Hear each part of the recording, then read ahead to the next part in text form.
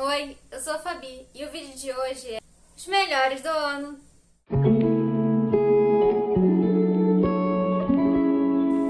Mas antes de mais nada, se já é inscrito no canal, se não for inscrito já se inscreve, ativa o sininho para não perder nenhuma notificação. Também me segue nas redes sociais, os links sempre ficam aí embaixo do Scooby do Instagram, que é onde eu estou mais presente. No Instagram eu todos os dias nos stories e no Scooby eu sempre atualizo minhas leituras. Também se for comprar qualquer coisa na Amazon, considere usar o link do canal, ele sempre fica aí embaixo. Vocês podem salvar nos favoritos.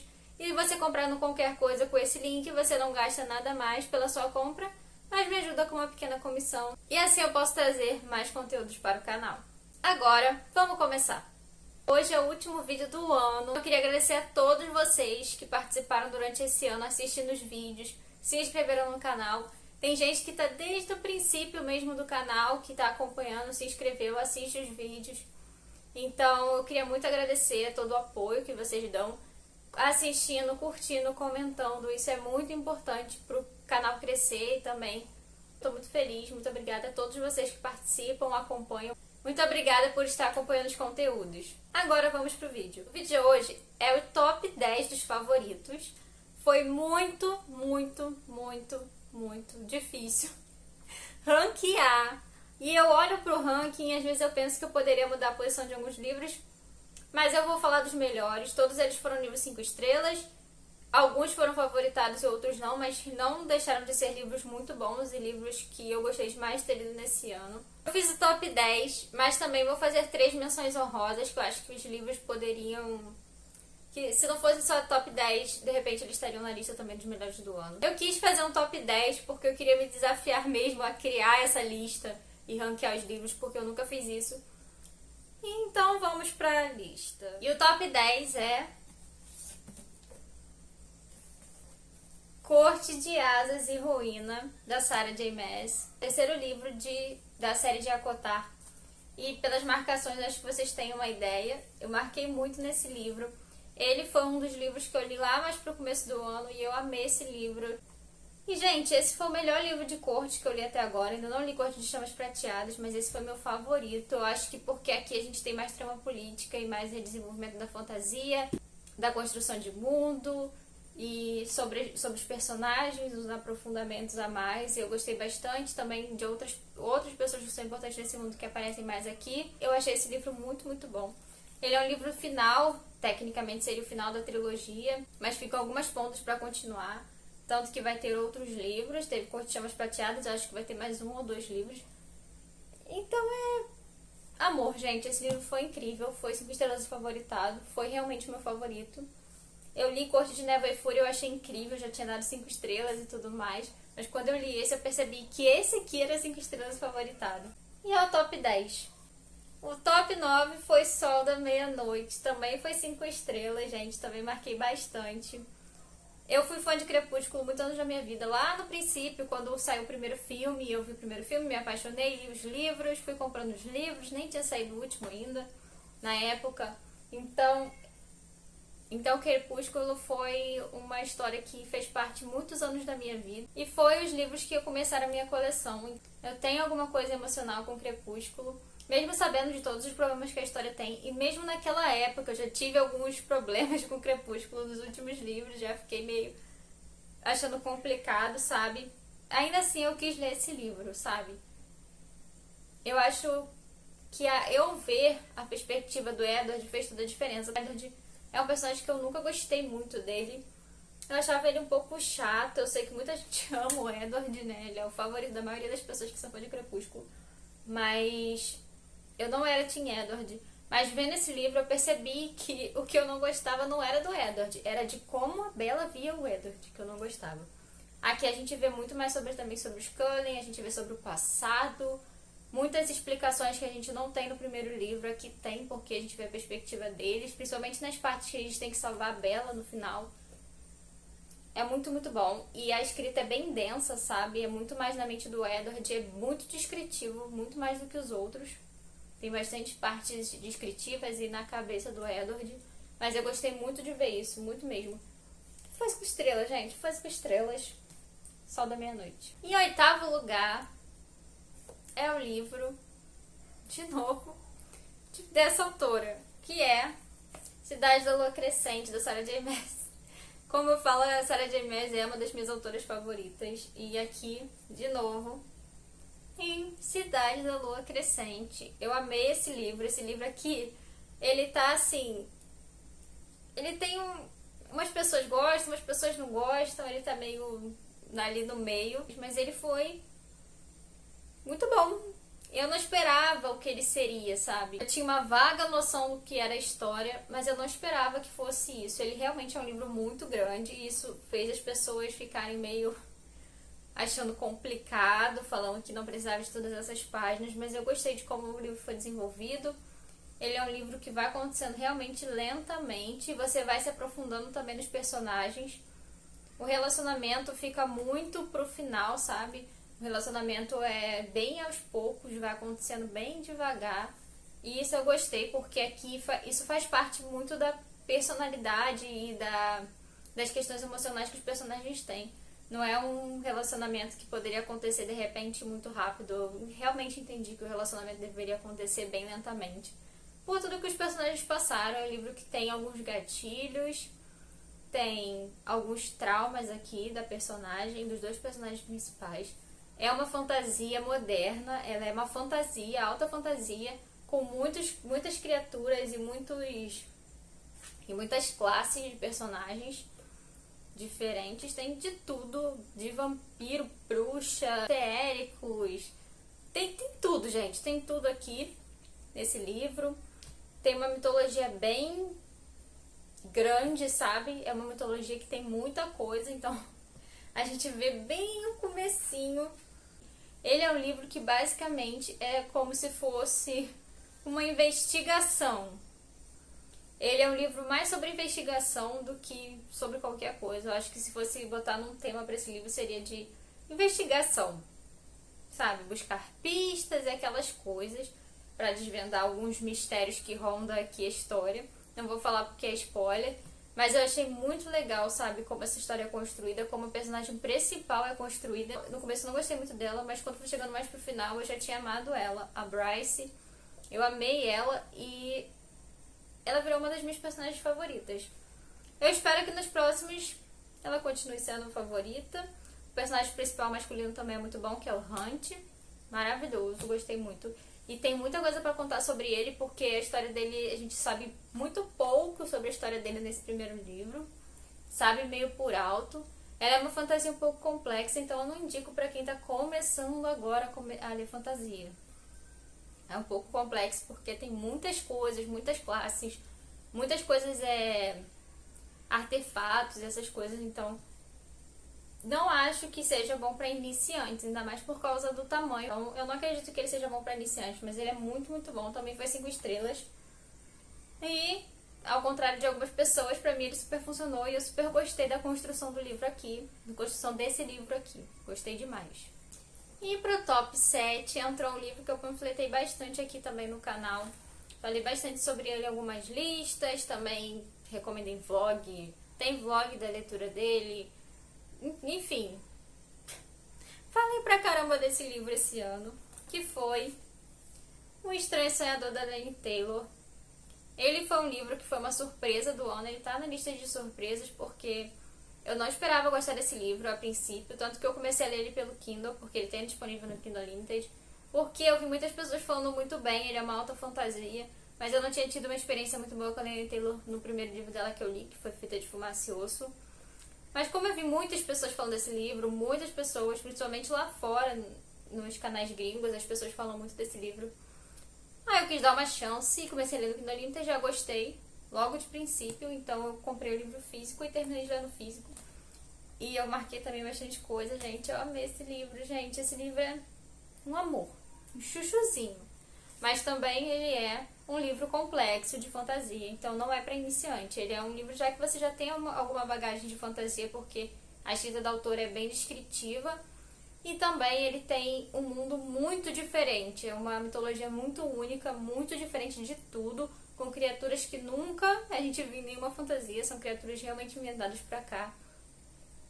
Então, é um pouco complexo, mas é muito, muito bom. A história é muito linda, é uma história pura, sabe, inocente, mas tem Muitas questões aqui envolvendo. O personagem principal é maravilhoso, fofíssimo. Tudo pra mim, você se apaixona por ele logo no começo. A gente simpatiza com o que ele passa logo no início do livro. É tudo pra mim, Lasmo. Gente, é muito, muito bom esse livro. Eu recomendo, se você já tem um lado pra fantasia, se você costuma ler livros de fantasia, dá uma chance pra ler em Taylor. Pega no Kindle Unlimited, vê se você gosta, dá uma chance. E tudo pra mim. Também foi 5 estrelas, gente. Como eu falei, os livros aqui foram 5 estrelas. Maravilhoso. Eu já terminei também a duologia, porque só são 2 livros. O segundo livro eu li também é muito bom. Ai, gente. Tudo pra mim. E o top 6 melhores do ano é A Guerra dos Mundos. Esse livro, a princípio, eu tinha dado 4,5, se eu não me engano, pra ele.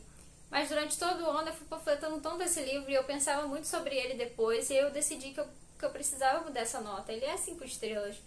Que foi A Guerra dos Mundos, do H.G. Wells. Gente, ele é um livro que eu não esperava, também foi uma surpresa. Ele foi um livro que foi diferente das minhas expectativas. Eu achava que essa história se passaria no futuro, mesmo que ele tenha sido escrito há muitos anos atrás, porque H.G. Wells é um autor clássico de ficção científica. E eu esperava que ele fosse contar uma forma mais futurista, né, de um futuro que ele tivesse criado para contar a história da Guerra dos Mundos. Como a maioria dos autores de ficção científica clássica faz, como 1984, que são livros que se passam mais para o futuro do que realmente o autor viveu. O H.G. Wells é lá de 1800, ele nasceu em 1800, gente, e ele escreveu essa história, se passa nessa época, eu acho que é 1890, se eu não me engano. Ele se passa em 1894, se eu não me engano. E é uma história que realmente acontece nessa época, não é como se fosse num futuro, é como se naquela época, em 1890 e pouco, onde tinha carruagem, não existia carro, não existia tecnologia, com toda a dificuldade de comunicação que as pessoas tinham, eles foram atacados por alienígenas. Se eu não me engano, essa história foi a primeira história escrita de invasão alienígena. E ela é muito boa. Tem umas certas críticas, com certeza, os autores de ficção científica geralmente fazem. Esse livro tem críticas, sim, sociais, da época também. A gente também vê aqui a busca de um homem pela sua esposa no meio de um ataque alienígena. Que eles se separam, durante o período do livro eles se separam, então ele tem que achar ela. E ele passa por vários perrengues no meio do caminho e tudo mais. A gente também vê a questão dos aliens, como é a questão deles, como eles invadem aqui a Terra. É incrível, gente, é incrível. O que mais me surpreendeu foi ele passar em 1890, sabe? É incrível, gente, é incrível. A gente dá pra imaginar, assim, o que tá rolando, as pessoas com aquelas roupas, tentando fugir, com dificuldade de fugir para outros lugares, os lugares são longes, não tem nenhum transporte tecnológico, também para trocar informações é difícil, e acontece no interior de Londres, se eu não me engano, essa história, gente... Tudo pra mim, maravilhoso. Super recomendo. Super recomendo se você gosta de ficção científica, se você quer começar a ler ficção científica, porque ela é uma ficção científica bem acessível, não tem tantos termos técnicos. E aqui tem as peculiaridades da escrita do H.G. Wells, que é ele não botar o nome. Não botar nome pro protagonista. A gente acompanha o personagem sem saber realmente quem ele é. A gente sabe o que ele tá passando, a gente tá indo pra lá e pra cá com ele. E não sabe o nome dele. Mas eu acho incrível, geralmente ele não faz isso, eu já li A Máquina do Tempo e também tem essa mesma coisa, eu acho que é uma característica do autor. Pretendo ler outras coisas dele, com certeza, vou ficar triste quando acabar os livros dele, mas ainda tem alguns, então maravilhoso, super recomendo. E o top 5 é um livro também que eu falei aqui já algumas vezes e ele foi uma grande surpresa também pra mim, que foi O Morro dos Ventos Uivantes. É um livro também que eu não esperava gostar. Eu já até falei várias vezes aqui que eu pensei que eu nunca fosse gostar desse livro, que eu achei que eu não fosse gostar desse livro, que ele fosse ser abandonado, sabe? Que eu fosse abandonar ele na metade, que eu não fosse gostar dos personagens, que eu não fosse gostar da história. E ele foi uma surpresa porque ele foi 5 estrelas, gente. É uma história que realmente você não é pra você se apegar aos personagens, é pra você se apegar à trama e o que vai rolar até o fim do livro, sabe? Ele é um livro muito diferente do que eu imaginava, porque a narração da história é contada muitos anos depois do que aconteceu realmente. a história da Catherine e do Radcliffe são muitos anos antes, acho que são uns 20 anos antes que a gente descobre essa história, depois, né, da história, uns 20 anos depois. Ele é contado por uma outra personagem para uma outra pessoa. Acho que a forma da narrativa sendo contada por outra pessoa que acompanhou os acontecimentos com o Radcliffe e Catherine desde que eles eram crianças até eles ficarem adultos e até os tempos atuais aqui, foi o que me ganhou. Eu gostei bastante de como isso foi contado, como a história foi contada. Acho que isso que me ganhou totalmente. Esse livro, nessa tradução aqui, nessa versão da Príncipes, ele tem uma escrita bem fluida, não é tão intrucada, sabe? E a tradução é de João Sete Câmara. Essa tradução deve ter em outras edições, se vocês quiserem, porque essa edição aqui é mais simples, realmente só o texto, não tem nota de rodapé, nem prefácio, aqueles textos extras, não tem, é só mesmo texto puro.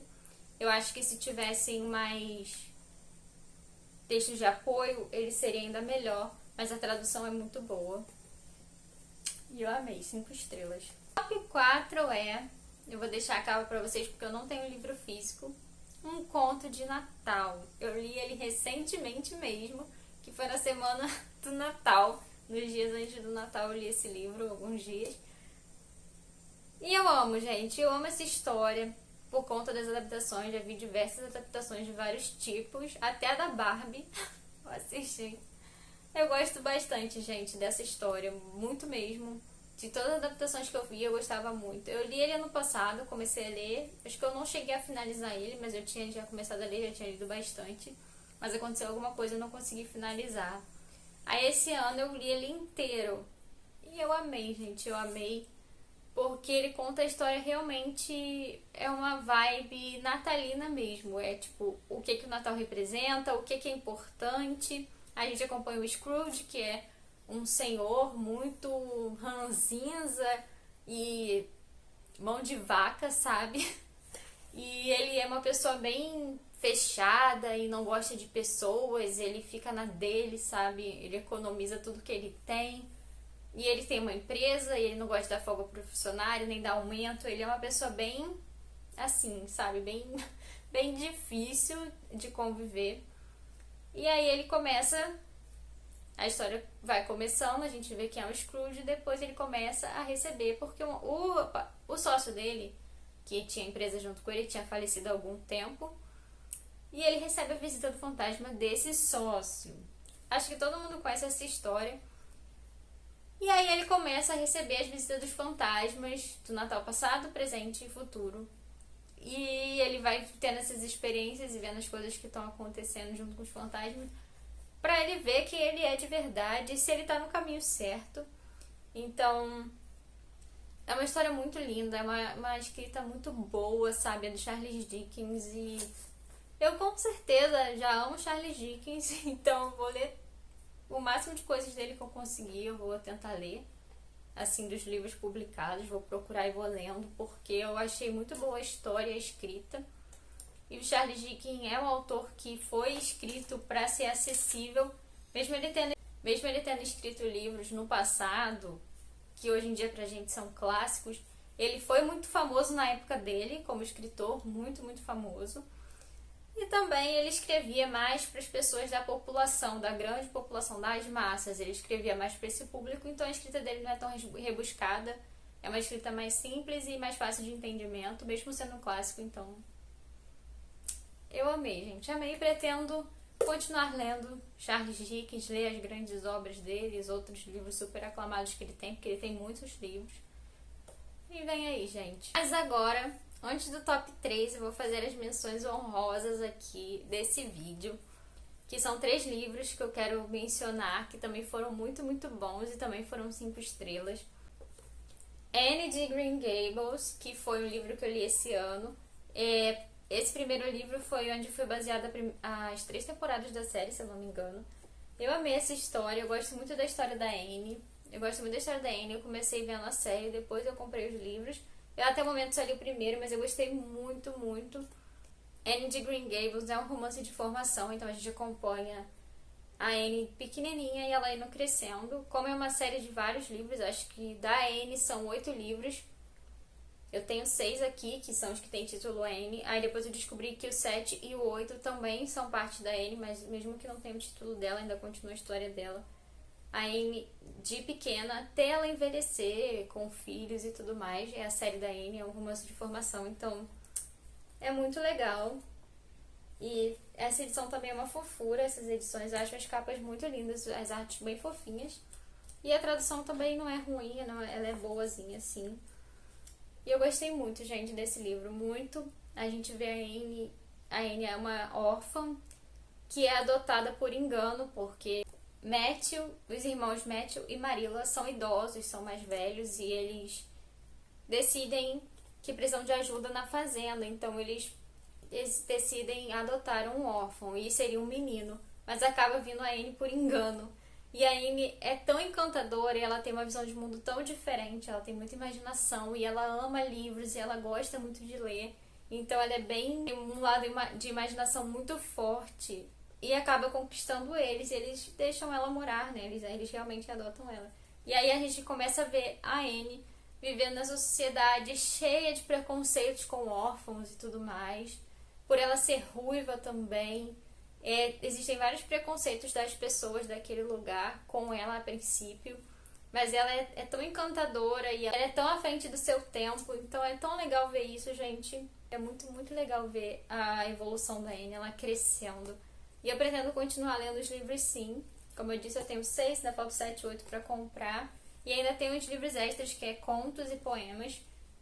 Então, recomendo, gente, Anne de Green Gables. Muito, muito bom. Outro livro que eu quero mencionar pra vocês aqui nas menções honrosas é O Clube do Livro dos Homens, que também foi um livro que eu panfletei demais. Eu vou deixar a capa pra vocês aqui, que eu não tenho ele físico. Ele é um livro muito engraçado sobre um casal que está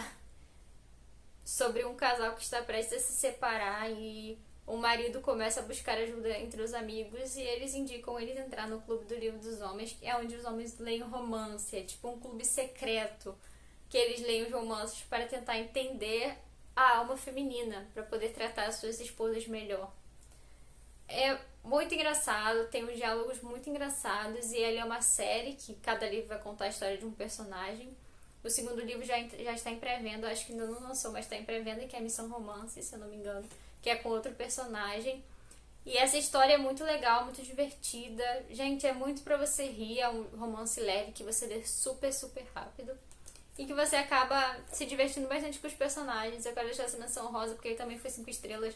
E eu gostei demais, demais de acompanhar essa história e essas partes engraçadas, porque eu ri muito, muito. Foi bem divertido fazer essa leitura. Outra menção rosa desse vídeo é um livro que ele só não entrou para o top 10 porque eu não terminei. Ele é um livro que tem uma coletânea, então eu preferi não botar. Que é Noites Brancas e Outras Histórias, do Dostoiévski. Eu li Noites Brancas e li Memórias do Subsolo, só não li os outros contos que tem no final. Mas Memórias do Subsolo e Noites Brancas foram 5 estrelas, gente, porque é muito, muito bom. Muito bem escrito, a gente se envolve bastante. E mostra também que livros russos não são um bicho de 7 cabeças, como as pessoas pensam, sabe? Eu li já Dostoiévski e li Tolstói com A Morte de Ivan Ilitch e eu gostei muito, muito, pretendo ler muito mais coisas desses autores e ler realmente os livros aclamados, os calhamaços que eles têm publicados. Eu gostei demais. Como eu falei, foi 5 estrelas e eu li a metade do livro e tá marcado em tudo que é lugar. Eu gostei muito dele. Ele é um livro que eu tenho aqui, que eu peguei, acho que foi da minha tia, que estava se desfazendo dos livros e tinha esse aqui. E eu peguei pra ler. Ele é uma edição de bolso, simplesinha, com folhas brancas da Martin Claret, mas a história é muito boa. E ele tem algumas notinhas de rodapé, tem textinhos aqui no começo de apoio, mas é uma edição mais simples. Eu pretendo comprar umas edições deles individuais, dessas 2 histórias individual, porque eu gostei muito, muito mesmo. E eu recomendo. E agora vamos voltar para o top 3 dos melhores do ano. Em terceiro lugar, um livro que eu também panfletei demais. Eu falei muito sobre ele, gente, esse ano. depois que eu li ele, eu acho que foi em maio, junho, não tenho certeza. Mas eu falei muito sobre ele, é um livro que virou um livro favorito pra mim, da vida. Então, A Luz através da Janela, da Lucinda Riley, também super marcado. Gente, incrível esse livro, incrível. Nesse livro eu me apaixonei pela Lucinda Riley, essa escritora maravilhosa, que infelizmente esse ano nos deixou, mas deixou bastante livros publicados aí. Tipo, ela tem uma obra muito grande, sabe, de muitos livros publicados. Ela é uma autora bem conhecida de ficção histórica.